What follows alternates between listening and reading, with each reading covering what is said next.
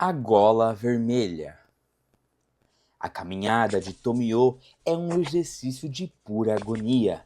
Cada passo é calculado, lento, como se o menor movimento brusco pudesse causar um desastre irreversível.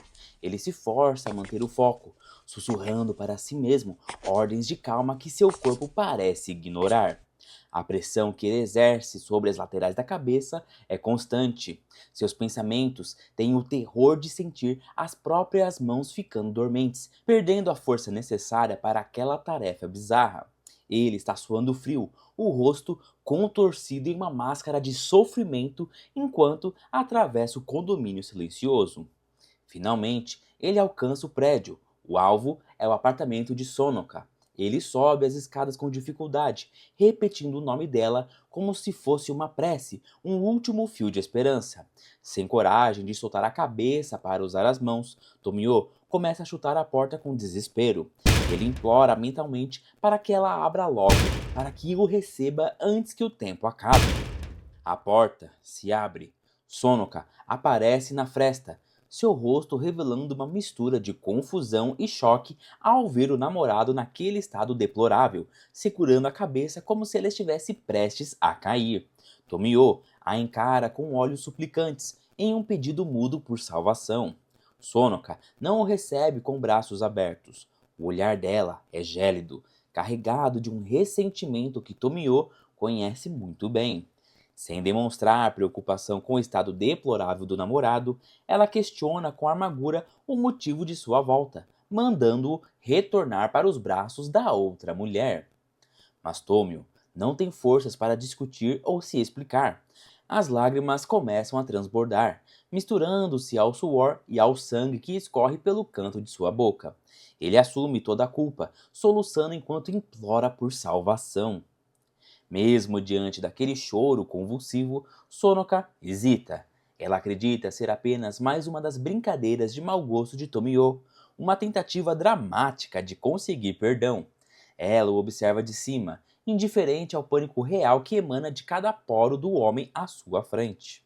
Abalado pela indiferença dela, Tomio desaba emocionalmente. Seus dedos se enterram ainda mais no couro cabeludo, lutando contra a gravidade e contra o tempo. Ele implora por perdão, repetindo desesperadamente que não quer morrer. O rosto de Tomio, em um close perturbador, revela que ele cruzou a linha da sanidade. Ele não está apenas pedindo desculpas, ele está lutando pela própria vida, segurando sua cabeça como o último tesouro que lhe resta, enquanto Sonoka finalmente começa a perceber que, talvez, isso não seja uma brincadeira. Para entender o desespero de Tomio, precisamos voltar 3 dias no tempo. Naquele mesmo apartamento, o cenário não era de súplica, mas de ruptura. Sonoka, exausta das traições recorrentes, finalmente explode. Ela expulsa Tomio de sua vida, incapaz de suportar mais uma mentira. Naquela época, Tomio não segurava a cabeça, ele a mantinha erguida com uma arrogância cruel. Em vez de pedir perdão, ele ataca. Ele diz a Sonoka que está indo embora por vontade própria, humilhando ela ao comparar sua personalidade e beleza com a da outra mulher, a quem ele descreve como muito mais carismática e atraente. Com um adeus seco, ele bate a porta, deixando Sonoka sozinha no silêncio do apartamento. A câmera foca no rosto dela, estática, processando a crueldade das palavras dele. Mas em seus pensamentos, uma dúvida sombria começa a germinar sobre a natureza daquela rival. Sonoka pressente que havia algo de errado, algo que ia além de uma simples traição. Mal sabia ela que em apenas 72 horas, aquele homem orgulhoso voltaria rastejando, implorando pela própria vida. Sonoka mergulha ainda mais fundo em suas memórias, buscando o ponto exato onde tudo começou a dar errado. Ela se lembra do dia em que, por curiosidade ou destino, ela e Tomio decidiram visitar uma vidente. O ambiente era denso, iluminado apenas por velas, com cartas de tarô espalhadas sobre a mesa e uma bola de cristal que parecia refletir não o futuro, mas a escuridão. A mulher, com um véu escuro e um olhar penetrante, não lhes dá boas notícias. Com uma frieza perturbadora, ela vaticina que as vidas amorosas dos dois são as piores que ela já viu e que o fim de ambos está muito próximo. Enquanto Sonoka reage com choque e incredulidade àquelas palavras da vidente, questionando o que ela está dizendo, Tomio permanece em silêncio. Mas não é um silêncio de medo. O rosto dele parece estar entrando em um transe. A vidente olha diretamente para Tomio. Seu sorriso é sutil, predatório e carregado de um magnetismo maligno. Sonoka nota, tarde demais, que naquele exato momento algo aconteceu. Aquela mulher não estava apenas prevendo o futuro de Tomio, ela estava, na verdade, começando a tomá-lo para si. Foi ali que o laço foi criado, um laço que transformaria a luxúria de Tomio em uma sentença de morte. A vidente não perdeu tempo. Ela levou Tomio para sua mansão, um lugar isolado e envolto em sombras, onde o desejo dele se transformou em uma armadilha sem volta. Sob o dossel da cama, Tomio se declara, admitindo que ela não sai de sua mente desde o primeiro encontro na sala de leitura de sorte. Com uma risada baixa e triunfante, a mulher celebra o fim do relacionamento anterior de Tomio. Ela se inclina sobre ele e o olhar dela, capturado em um close perturbador, revela que o interesse que ela sente não é pelo homem, mas por algo muito específico. Ela começa a sussurrar elogios que fogem de qualquer padrão romântico. Com os dedos percorrendo o pescoço de Tomio, ela foca toda a sua atenção na parte superior do corpo dele. Tomio, confuso, questiona as palavras estranhas dela sobre sua cabeça, achando ser apenas uma forma peculiar de flerte. Mas ela é direta e obsessiva. Ela confessa que se apaixonou perdidamente pela cabeça dele, descrevendo-a como algo realmente magnífica. Enquanto ela se aproxima do pescoço dele, como se estivesse estudando uma peça de coleção, Tomio continua imerso no transe da sedução, sem perceber que o amor daquela mulher é, na verdade, um fetiche macabro e mortal. A máscara de sedução cai por completo, revelando a psicopatia por trás do véu. Com um olhar fixo e predatório, a mulher vai direto ao ponto. Ela não quer o coração de Tomio, ela quer a sua cabeça. Mas não de qualquer jeito. Ela exige uma cabeça humana fresca para a sua coleção macabra. Abalado pelo magnetismo da vidente, Tomio parece ter perdido o instinto básico de preservação. Ele repete as palavras dela em um transe confuso, mas ainda assim enfeitiçado. Quando ela pergunta se ele lhe entregaria aquele tesouro, ele responde com uma submissão assustadora, afirmando que ficaria feliz em lhe dar o que ela deseja. O agradecimento dela é curto e frio. A cena muda para um close de mãos da vidente. O romance dá lugar a uma preparação cirúrgica e bizarra. Ela puxa um fio longo e resistente, esticando entre as mãos com um sorriso satisfeito. Sem qualquer hesitação, ela começa o processo. O fio é posicionado, a tensão fica sendo aplicada na nuca de Tomio. Ela puxa o fio com força, puxa, iniciando uma decapitação lenta e silenciosa que Tomio, em sua cegueira amorosa, aceita como se fosse um carinho final. A brincadeira macabra se torna realidade em um piscar de olhos. O fio, antes apenas uma ameaça invisível, agora se enterra profundamente no pescoço de Tomio. A pressão é imediata e brutal. A vidente não hesita. Seus olhos estão arregalados, brilhando com um prazer doentio enquanto ela aplica ainda mais força. Ela não está apenas matando o homem, ela está esculpindo seu próximo troféu. A dor lancinante finalmente rompe a névoa da sedução. O instinto de sobrevivência de Tomio grita mais alto que o feitiço, e em um espasmo de puro pânico, ele interrompe o ataque, empurrando a mulher para longe e se sentando na cama num solavanco. Mas o estrago já foi feito. Tomio está em estado de choque. Ele tosse tentando recuperar o fôlego enquanto a realidade do que acabou de acontecer o atinge. Ele olha para o espelho e o que vê é aterrorizante. Uma linha vermelha profunda e perfeita circula todo o seu pescoço. Ainda sem entender a gravidade real do ferimento, ele reclama com a mulher, questionando se ela não teria exagerado. Ele olha para a marca que se recusa a assumir, preocupado com como as pessoas reagiriam ao ver aquilo. Para ele, naquele momento, o corte é ainda apenas uma cicatriz incômoda e não uma sentença. A vidente, com uma calma glacial e perturbadora, ignora o desespero dele. Sem pedir desculpas, ela oferece uma solução prática e sinistra: um suéter de gola alta. Ela o ajuda a vestir a peça, cobrindo a evidência de sua tentativa de decapitação com uma delicadeza que esconde suas verdadeiras intenções. Ao terminar de vesti-lo, ela o observa com satisfação, comentando como ele ficou bem naquela roupa. Agora a marca está escondida. Tomio parece um homem normal novamente, mas o suéter branco serve apenas como um curativo improvisado para algo quebrado além do conserto. Com um sorriso enigmático, ela o convida para segui-la, prometendo mostrar algo interessante. Tomio, ainda sob o efeito do trauma e do magnetismo dela, obedece. Mal sabe ele que está prestes a entrar na sala onde a coleção dela ganha vida. Tomio caminha pelo corredor da mansão, ainda processando o que acabou de acontecer. Ele questiona a mulher sobre o que ela quer lhe mostrar, mas a resposta é apenas um silêncio carregado de expectativa. O ambiente é sombrio, iluminado por luzes pontuais que revelam uma decoração, no mínimo, perturbadora. Eles entram em uma sala que parece uma galeria de arte, ou um necrotério de luxo. Estátuas e bustos clássicos estão espalhados pelo local, mas há um detalhe que não passa despercebido. Todas as figuras estão decapitadas, corpos perfeitos, torsos esculpidos, mas nenhum deles possui uma cabeça. Com um gesto teatral, a vidente aponta para a sua coleção. Ela solta uma risadinha baixa e maliciosa, enquanto observa a reação de Tomio. Ele olha ao redor, confuso e sem perceber a ironia cruel do cenário onde acaba de entrar. Então é revelado o fundo da sala. Pendurados no teto, envoltos em sombras, estão vários sacos ou casulos escuros. A forma deles é inconfundível.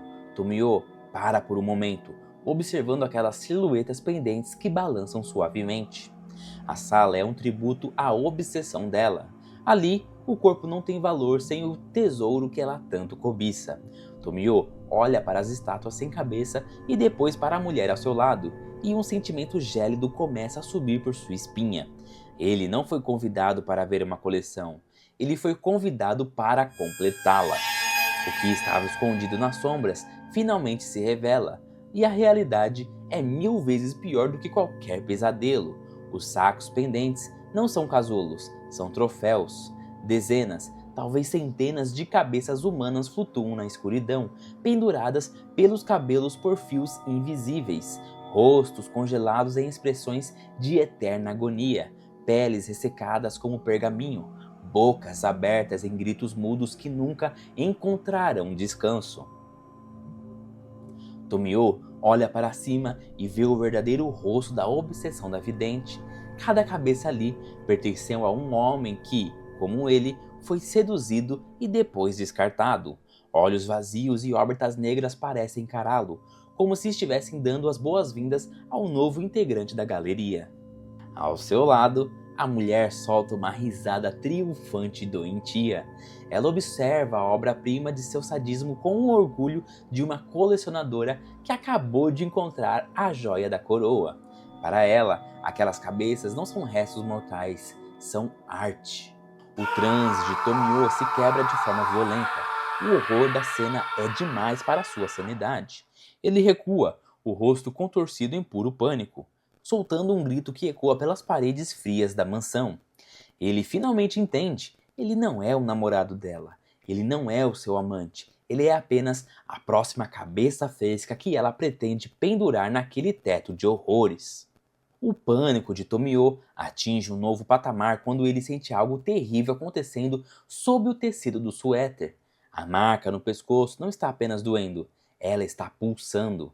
A pressão aumenta a cada segundo, como se um laço invisível estivesse sendo apertado por mãos fantasmagóricas. Manchas escuras começam a brotar na gola branca, espalhando-se rapidamente. É o sangue dele, subindo pela fibra do tecido, desenhando a linha da sua própria execução. Tomio olha para o peito, aterrorizado e sem entender como o corte pode estar se aprofundando sozinho. A vidente ri do seu desespero. Com um prazer doentio, ela revela o segredo por trás do presente. O suéter foi tecido por seus próprios cabelos. Cabelos que, imbuídos de uma maldição, são mais fortes que arame e continuam um trabalho que ela começou. As ordens dela são claras e cruéis. Se ele não segurar a própria cabeça com toda a força que lhe resta, o fio de cabelo vai terminar o serviço. Ela zomba da situação, avisando que, se ele soltar, sua cabeça vai simplesmente rolar pelo chão. É nesse momento que Tomio entende a sua nova e terrível realidade. Ele não pode mais usar as mãos para nada. Ele se torna um prisioneiro de si mesmo, condenado a apertar o próprio crânio contra os ombros para não ser decapitado pela gola que ele aceitou como um gesto de carinho. A dor física é substituída por uma percepção muito mais aterrorizante. Enquanto Tomio aperta o próprio crânio, ele ouve o som que nenhum ser vivo deveria ouvir vindo de si mesmo. O estalo seco de sua coluna vertebral cedendo. O fio de cabelo da vidente não parou na pele. Ele atravessou músculos, nervos e ossos. O rosto de Tomio revela a verdade cruel. Seus olhos estão esbugalhados, as pupilas tremendo diante da impossibilidade da sua existência. Ele percebe que sua cabeça já foi completamente decepada. O que a mantém no lugar não é mais a biologia, mas a força bruta de suas próprias mãos desesperadas. A voz da vidente ecoa em sua mente como uma maldição eterna, lembrando ele de que, no momento em que ele ousar relaxar os braços, a gravidade fará o resto. Ele está morto, mas condenado a lutar para parecer vivo. De volta ao corredor do apartamento de Sonoka, a história se completa. Agora, ela entende o motivo do namorado estar naquela pose bizarra. Tomio, com sangue escorrendo pelo queixo e encharcando a gola alta preta, confessa o seu destino. Ele descreve aquela mulher como um demônio que usou o próprio cabelo para separá-lo do corpo. Ele está parado diante da única pessoa que pode, talvez, ajudá-lo a encontrar uma saída para esse limbo sangrento. Tomio está no limite de suas forças. Cada fibra de seu ser está concentrada em uma única tarefa: manter a cabeça sobre os ombros. Ele descreve o horror de sentir seus vasos sanguíneos e nervos prontos para se desconectarem ao menor sinal de relaxamento. Para ele, qualquer tremor nas mãos ou uma simples mudança de posição significa a morte instantânea e definitiva. Mas Sonoka permanece inabalável. Para ela, aquilo tudo não passa de uma conversa fiada extremamente elaborada. Ela encara o ex-namorado com um olhar de desdém, acreditando que Tomio inventou essa história bizarra apenas como um truque baixo para conseguir seu perdão e ser aceito de volta. Desesperado para ser acreditado, Tomio decide mostrar a prova irrefutável de seu tormento. Com um terror evidente em seus olhos injetados, ele implora para que ela olhe para o seu pescoço. Sonoka, que antes estava indiferente, agora observa em um silêncio absoluto. A expressão dela muda. O ceticismo dá lugar a uma realização lenta e aterrorizante. O homem à sua frente está literalmente segurando a própria vida com as mãos. Não há truque, não há maquiagem. Diante dela, revela-se uma fenda profunda e escura que corta o pescoço do namorado de ponta a ponta. A pele está retraída, revelando o abismo de carne que não deveria estar ali. O sangue não apenas escorre, ele começa a gotejar de forma pesada, denunciando a gravidade do corte. Tomio entra em um novo estágio de pânico ao sentir suas mãos formigarem. A dormência é o sinal de que seus nervos estão falhando, e o medo de que seus braços simplesmente cedam o deixam em um estado de quase loucura. Ao tentar ajustar a posição, o desastre acontece. A pressão interna faz com que um jato de sangue espirre violentamente pela abertura lateral, atingindo o ar com uma força aterrorizante. Sonoka recua, os olhos arregalados em um pavor que ela nunca imaginou sentir. Suas mãos tremem à frente do corpo, tentando se proteger de uma realidade que ela agora sabe ser irremediável. O homem à sua frente não está apenas ferido, ele é um milagre grotesco que pode se desintegrar a qualquer segundo. O grito de Sonoka corta o ar, ecoando pelas paredes da cozinha. O horror de ver o sangue jorrando do pescoço do namorado é insuportável. Em um reflexo instintivo, ela se afasta o máximo que pode, tropeçando nos próprios pés. Ela não quer chegar perto, ela não quer tocar naquela abominação. Tomio, no entanto, não consegue mais raciocinar. Tomado por um pavor quase infantil, ele avança lentamente para dentro do apartamento, implorando por ajuda. Cada palavra é um esforço monumental, saindo por entre os dentes cerrados enquanto ele luta para manter as mãos firmes nas laterais da cabeça. Ele para no meio da sala, uma figura patética e assustadora ao mesmo tempo. Em seu rosto, o sangue agora escorre também pelo nariz e pelo canto da boca, pintando um retrato de falência total do corpo. Ele não pede apenas perdão pela traição, ele implora pela sua existência. Seus olhos, injetados e úmidos, encaram Sonoka com uma última esperança desesperada. Ele é um homem segurando os pedaços de si mesmo, implorando para que a mulher que lhe humilhou dias atrás seja agora a sua única salvação. A ficha de Sonoka finalmente cai. O pânico dá lugar ao instinto de sobrevivência e ela faz a única coisa lógica: liga para a emergência. Com a voz trêmula, ela tenta explicar o inexplicável para o atendente do outro lado da linha. Enquanto Sonoka pede socorro, Tomio mergulha em um novo nível de tortura sensorial. Ele descreve, em meio a suores frios, o peso insuportável que sua cabeça se tornou. Mas o pior não é o peso, é o som. Ele sente e ouve o ruído do atrito da base do crânio raspando contra o que restou do seu pescoço. Cada micromovimento é um lembrete de que ele está sendo desconectado. Ele sabe que qualquer balanço em falso cortará os últimos nervos que ainda transmitem sinal para o seu corpo. Suas pernas começam a falhar. O esforço de manter os braços erguidos e o equilíbrio do corpo está drenando suas últimas energias. Ele treme violentamente, arqueando o corpo como se estivesse prestes a desmoronar. Sonoka tenta acalmá-lo, sugerindo que ele se sente, mas Tomio está paralisado pelo medo. Sentar exige um movimento brusco que ele não tem coragem de fazer. Ele está preso em pé, uma estátua de carne e sangue, ouvindo o som da sua própria estrutura se esfarelando enquanto espera por uma ajuda que parece nunca chegar. O corpo de Tomio finalmente cede. O peso da exaustão e da gravidade vence a sua última resistência. Ele desaba de joelhos no chão e o impacto reverbera por toda a sua estrutura comprometida. Sonoka assiste, paralisada, enquanto o namorado luta para não se desintegrar diante de seus olhos. Ele treme violentamente. O rosto de Tomio é uma máscara de suor, sangue e desespero puro. Ele sente o atrito que tanto temia transformar em algo pior. Com os dentes cerrados e o sangue escorrendo pelo queixo, ele aplica uma pressão desesperada, tentando forçar sua cabeça de volta contra o pescoço. E então, o impensável acontece.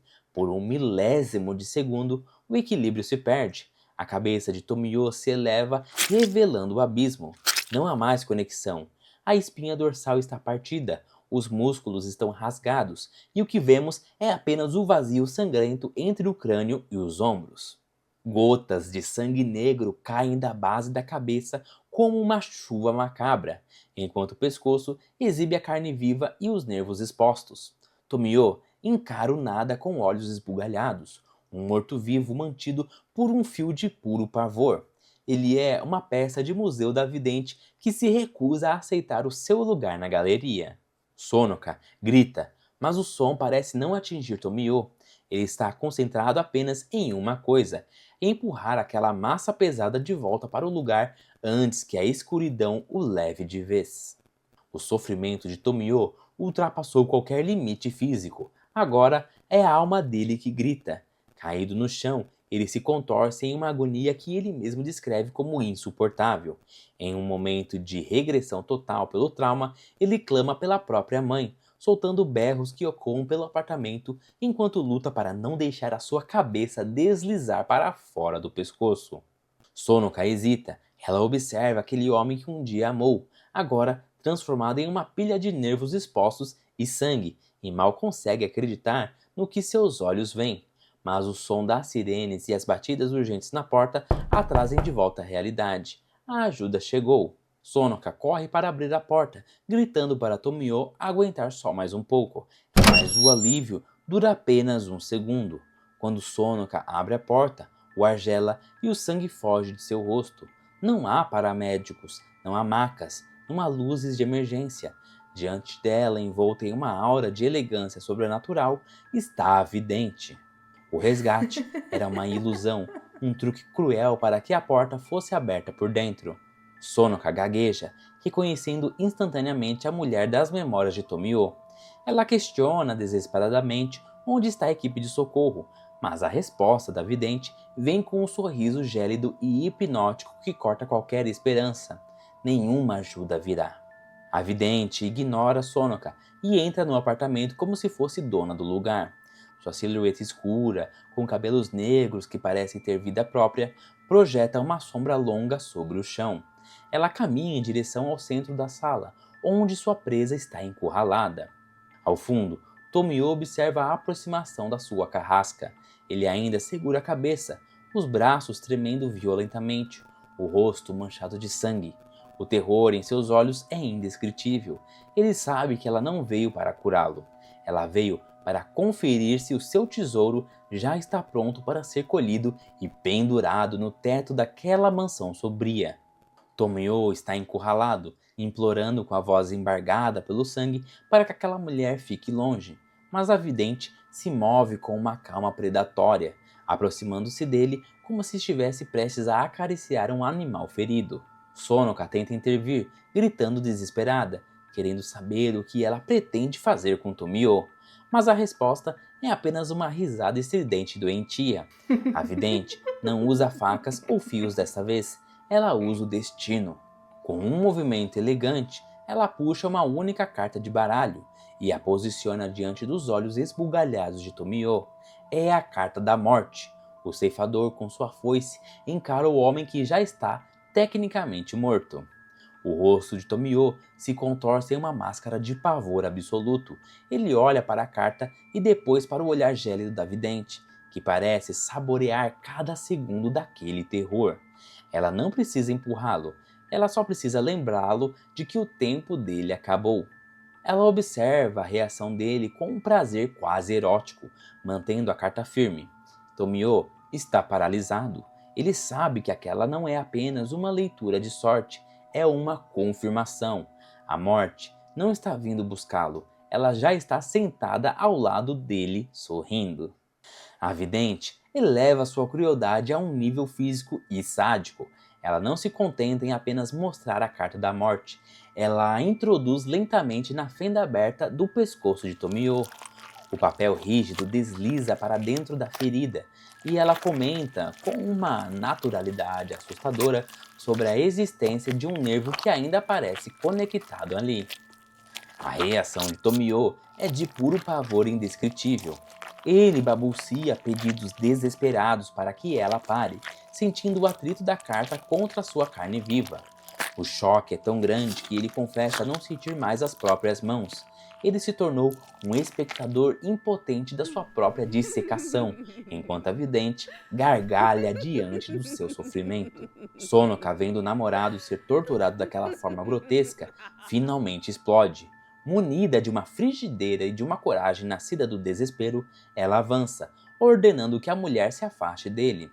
Mas a vidente não se intimida.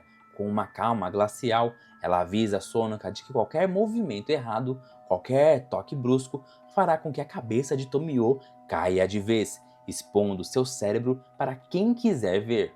O aviso trava Sonoka no lugar. Ela percebe que a vida de Tomio está pendurada por um fio, ou melhor, por uma carta e pela vontade de um demônio em forma de mulher. Se você achava que a carta da morte era o limite, a vidente prova que o sadismo dela não conhece fronteiras. Com um sorriso que mistura deboche e fascínio, ela retira algo de sua manga, uma barata. Ela chama Tomio de resistente, comparando sua vontade de viver à de uma praga que se recusa a morrer. Usamos fogo contra fogo, ela murmura, e em um movimento rápido e certeiro, ela retira a carta e introduz o inseto vivo diretamente na fenda aberta do pescoço de Tomio. O pânico de Tomio atinge o ápice da loucura. ele sente as patas espinhosas do inseto percorrendo sua carne viva, raspando contra seus nervos e músculos expostos por dentro da ferida. A sensação visual do inseto desaparecendo no abismo de seu pescoço é de revirar o estômago. Tomio solta um urro de puro pavor existencial. Seus olhos, capturados em um close aterrorizante, parecem prestes a explodir. Não é apenas dor física, é a violação total do seu corpo. Ele está segurando a própria cabeça enquanto sente uma praga rastejar por dentro de sua estrutura partida. É o trunfo final da vidente, transformar o homem que ela amou em um receptáculo de horrores. O apartamento de Sonoka se transforma em uma câmara de tortura psicológica e física. Tomio está no chão, uma massa de suor e sangue, gritando em uma agonia que não parece ter fim. Ele é o brinquedo de um demônio, e a vidente se delicia com cada espasmo de dor, incentivando-o a continuar lutando pela vida enquanto ela gargalha da sua desgraça. Ela não para.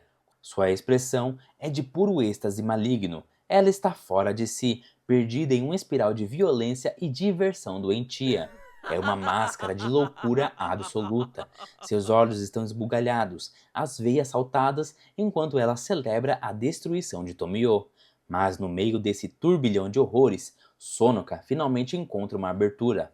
Aproveitando o transe de loucura da vidente, Sonoka avança pelas costas. Ela não tem uma arma convencional, mas o que ela segura pode ser a chave para quebrar esse ciclo. A vidente, confiante em sua vitória e distraída pelo próprio sadismo, não percebe a aproximação. A cena congela com o instrumento, uma tesoura, posicionada exatamente onde o poder da mulher reside, em seu longo e amaldiçoado cabelo. Sonoka não hesita. Com um movimento rápido, ela crava a tesoura na nuca da vidente. A reação da mulher é imediata, mas não é o que esperaríamos de um ser humano. Ela solta um insulto sibilante, chamando Sonoka de meretriz, mas seu rosto começa a se desfigurar em uma máscara de choque puro. O olhar da vidente, antes carregado de um magnetismo maligno, se torna vazio. Ela encara Sonoka como se não pudesse acreditar que seu jogo foi interrompido por algo tão mundano. Em um instante, a força que a mantinha em pé simplesmente desaparece. A vidente não cai como um corpo normal. Ela desmorona como se fosse apenas uma casca vazia, envolta em metros de cabelo negro e um manto escuro. Ela atinge o piso do apartamento com um impacto seco, se espalhando como uma poça de sombras. Sonoka recua, aterrorizada pelo que acabou de fazer e pelo que está vendo. No chão, a mulher já está imóvel. Ao fundo, Tomio observa tudo em silêncio, ainda segurando a própria cabeça, enquanto o pesadelo parece ter encontrado um fim tão súbito quanto bizarro. O perigo imediato passou, mas a situação de Tomio ainda é deplorável. Sonoka, tentando desesperadamente retomar o controle, implora para que ele tire a barata do pescoço, mas a resposta dele é de embrulhar o estômago. Em meio ao pânico e aos espasmos da garganta, ele simplesmente engoliu o inseto. Sonoka o encara em choque. Ela mal consegue processar que acabou de cometer um ato extremo para salvá-lo. A percepção de que ela pode ter matado aquela mulher começa a pesar, mas sua prioridade ainda é o homem quebrado à sua frente, que agora acredita que, com a morte da vidente, a maldição pode finalmente ter um fim. No chão, o corpo da vidente começa a sofrer uma transformação bizarra. Não há sangue, não há órgãos. O que restou dela começa a se dissolver em uma massa de fios negros e vibrantes. O rosto da mulher desaparece em meio a esse emaranhado, como se ela fosse feita inteiramente de cabelo amaldiçoado. Sonoka e Tomio observam, paralisados, enquanto aquela casca vazia se desintegra em uma textura que desafia a biologia. Ela não era humana. Ela era uma manifestação de pura obsessão e magia negra que agora retorna ao nada, deixando apenas o trauma e uma gola preta manchada de sangue para trás. Mas a dissolução da vidente não traz a paz que eles esperavam. Das profundezas daquela massa de cabelos negros que agora inunda o chão da cozinha, algo novo e impossível começa a emergir. Figuras brancas e pálidas, com formatos que lembram crianças pequenas, começam a se materializar em meio aos fios. São seres grotescos, com rostos que misturam inocência e malícia pura. Alguns sorriem de forma maníaca, outros parecem carregar uma tristeza eterna em seus olhos negros. Eles se levantam de uma poça de cabelos como se estivessem saindo de um casulo, preenchendo o ambiente com uma presença opressora e sobrenatural. Sonoka recua, incapaz de articular o que está vendo. O pavor em seu rosto reflete a quebra total da sua sanidade. Mas para Tomio, o horror é pessoal. Uma dessas figuras, com um rosto que parece uma caricatura de um pesadelo, grita por ele, chamando ele de papai. O que se segue é um festival de horrores surreal. As criaturas pálidas avançam sobre Tomio com uma alegria doentia, esticando suas mãos pequenas e pálidas. Elas gritam por papai e o convidam para brincar, enquanto Tomio, à beira de um colapso nervoso, berra para que não encostem nele, negando desesperadamente qualquer laço com aquelas abominações. Sonoka assiste horrorizada, gritando em negação, enquanto os seres escalam o corpo de Tomio. Eles se agarram às suas pernas, ao seu tronco e finalmente aos seus braços, justamente os braços que sustentam a sua vida.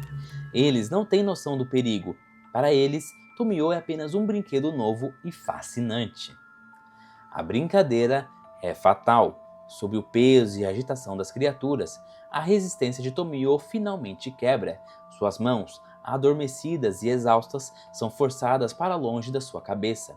Em um segundo de puro pânico, o equilíbrio que ele lutou tanto para manter desaparece. A cabeça de Tomio se solta definitivamente de seus ombros. A imagem final é de uma brutalidade silenciosa, a cabeça voando pelo ar, deixando para trás um rastro de sangue e a expressão de um homem que, no fim, não conseguiu segurar os pedaços da própria vida. O grito de Sonoka ecoa pelo complexo de apartamentos, mas não há ninguém para ouvir. No chão da sala, o cenário é de uma desolação bizarra. A vidente desapareceu, deixando para trás apenas uma mancha negra de cabelos amaldiçoados e a tesoura, que serviu como arma.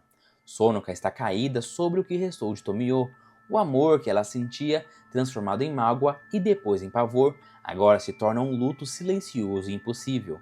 Ela segura a cabeça dele, trazendo-o para perto de seu peito, como se ainda pudesse oferecer algum conforto para alguém que já cruzou a fronteira da vida. O sol nasce, e contra todas as leis da natureza e da medicina, o impossível acontece. Com a destruição da vidente, a maldição física parece ter se dissipado. Sonoka, em êxtase, percebe que a cabeça de Tomio voltou a se prender ao corpo. O corte profundo é agora apenas uma cicatriz circular e ele está vivo. Aquelas criaturas pálidas que o atacaram provavelmente eram apenas ilusões finais de uma mente à beira do colapso. Mas enquanto observam a mancha de cabelos negros sumindo no chão, a verdade permanece. A bruxa existia, e ela realmente separou a cabeça de Tomio do seu corpo. A ferida fechou, mas a mente de Tomio ficou presa naquele corredor escuro da mansão. Apesar de sua cabeça estar segura, ele se recusa a soltá-la. O trauma foi tão profundo que o instinto de sobrevivência se tornou uma obsessão permanente. Ele vive seus dias assim, com as mãos eternamente pressionando as têmporas, guardando cada segundo daquele dia na memória. Tomio está fisicamente inteiro, mas psicologicamente decapitado. Ele é o homem que sobreviveu ao horror, mas que nunca mais terá coragem de soltar a própria cabeça, com medo de que, no momento em que relaxar, o mundo finalmente caia aos seus pés.